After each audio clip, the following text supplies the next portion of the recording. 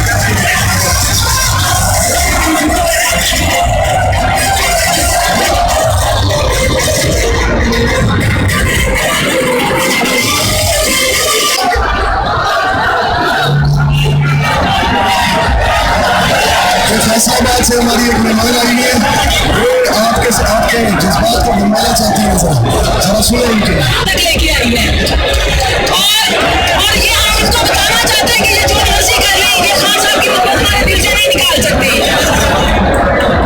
हमारी जाने हमारे बच्चे सब खान साहब पे कुर्बान है।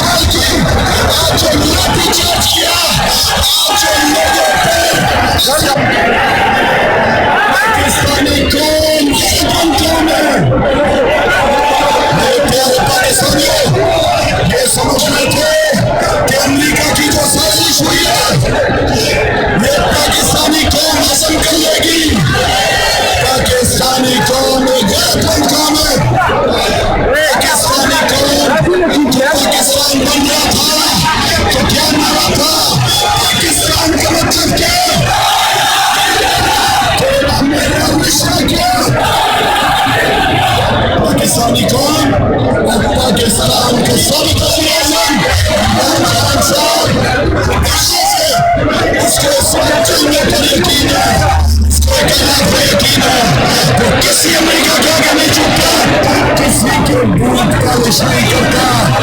मेरे प्यारे नौजवानों,